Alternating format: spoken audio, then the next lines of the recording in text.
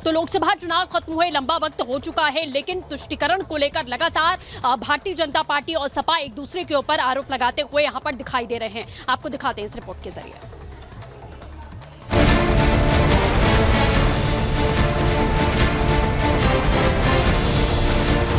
पर्व और त्योहार मनाना है तो इन नियमों के अंतर्गत मनाओ, और नहीं तो अपने घर में बैठ जाओ। यूपी में रूल ऑफ लॉ तो खत्म हो गया ना। सारे रिलीजियस जितनी भी प्रोसेशंस हैं वो मत करो, सारे रिलीजियस प्रोफेशंस खत्म कर दो।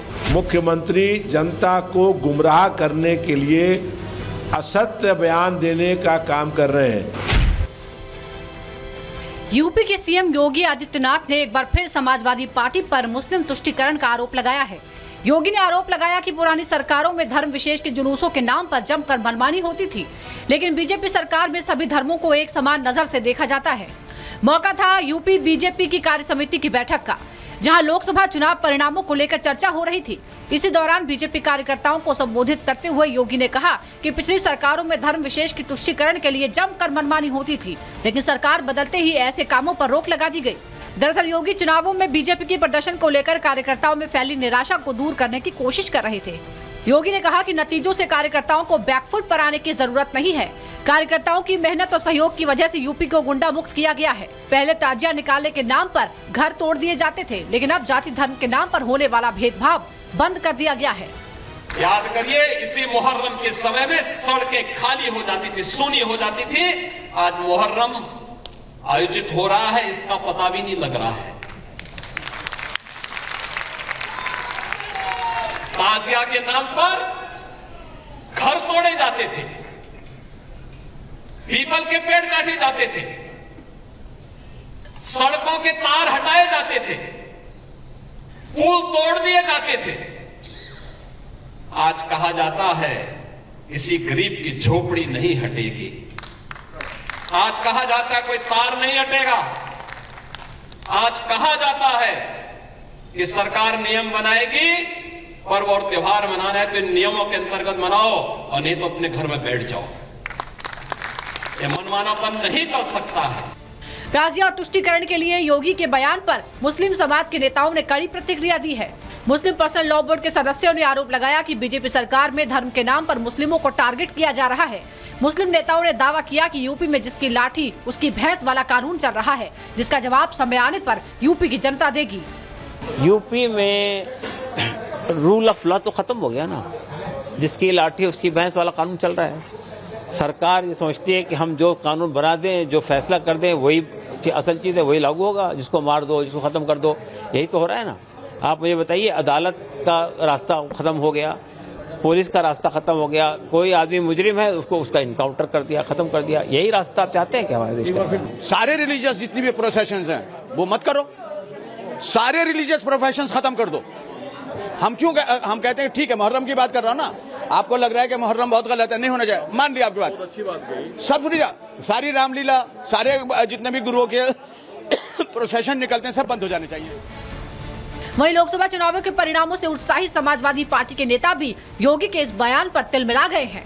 एसपी के नेताओं का आरोप है कि जनता ने चुनावों में बीजेपी को सबक सिखाया है, इसलिए एक बार फिर से धर्म जाति के मुद्दे उठाए जा रहे हैं। यहाँ तक कि बीजेपी के विधायक ही सरकार के कामकाज पर सवाल उठा रहे हैं। हालांकि बीजेपी नेताओं ने कहा है कि एसपी सरकार के दौरान होने वाले उत्पात को खत्म करने के लिए ही बीजेपी को जन समर्थन मिला है।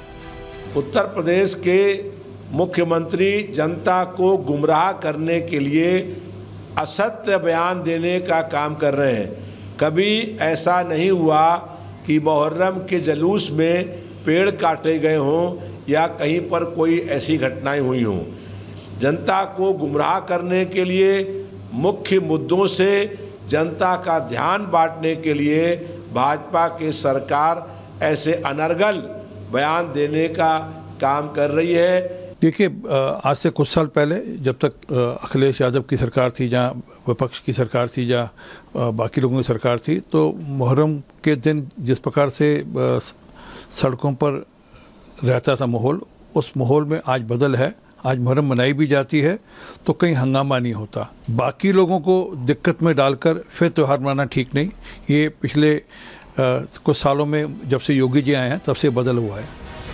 आपको बता दें कि यूपी में ताजिया और कांवड़ यात्रा को लेकर सियासत होती रही है। बीजेपी का आरोप है कि समाजवादी पार्टी अल्पसंख्यक वोटों की खातिर बनवाली की इजाजत देती थी। वहीं एसपी का आरोप है कि बीजेपी एक बार फिर धर्म के आधार पर वोट हासिल करना चाहती है। विधानसभा चुनाव में 2.5 साल का वक्त बचा है, लेकिन राजनीतिक दलों ने अभी से चुनावों की बिसात बिछानी शुरू कर दी है। Bureau report, Republic Bharat. तो साफ तौर पर आपने देखा कि किस तरीके से उत्तर प्रदेश में भी इस वक्त सियासत इस पूरे मामले को लेकर देखने को मिल रही है। फिलहाल एक बड़ी खबर आ रही है, रुक करते हैं मीनाक्षी का। बिल्कुल, और कुछ तस्वीरें आपको दिखा देते हैं। कल कैरन सेक्टर में बड़ी सफलता हाथ लगी थी सेना के, और साथ ही आपको बता दें कि हथियार और गोला बारूद भी बरामद किए गए हैं। 3 आतंकियों को ढेर किया गया था और अब उनके पास से गोला बारूद भी बरामद कर लिए गए हैं। कैरन सेक्टर में ये बड़ी कामयाबी सेना के हाथ लगी थी, जहां कुपवाड़ा में घुसपैठ करने की कोशिश के दौरान सेना ने 3 आतंकियों को मार गिराया था। अब उन्हीं आतंकियों के पास से उनका जो सामान बरामद किया गया है उसमें हथियार मिले हैं, गोला बारूद मिला है और कई ऐसी चीजें हैं जो कि प्रतिबंधित है। लगातार ये दूसरे देश से भारत की तरफ भेजी जा रही है ताकि भारत में टेरर फैलाया जा सके। इसकी तस्वीरें भी हम आपको दिखा रहे हैं, जहां कुपवाड़ा से ये गोला बारूद बरामद किए गए हैं। कई राउंड यहाँ पर जो गोलियां हैं वो भी, मैगजीन जो है वो भी बरामद की गई हैं, कई बंदूकें बरामद की गई है और इसी के साथ ग्रेनेड भी बरामद किए गए हैं। कैरन सेक्टर में ये घुसपैठ को नाकाम किया था सेना के जवानों ने और इसी के साथ 3 आतंकियों को ढेर कर दिया था। इसी के साथ अब आपको बताते हैं, बाढ़ और बारिश ने कोहराम मचा रखा है। पूरी खबर बताएंगी सृष्टि।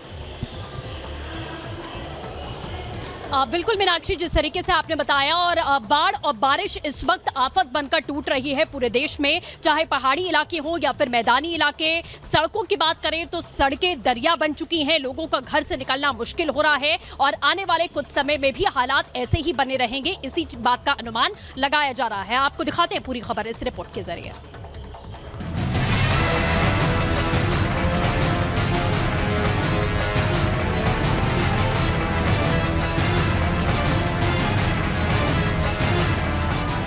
पूरा देश मॉनसून के कब्जे में है।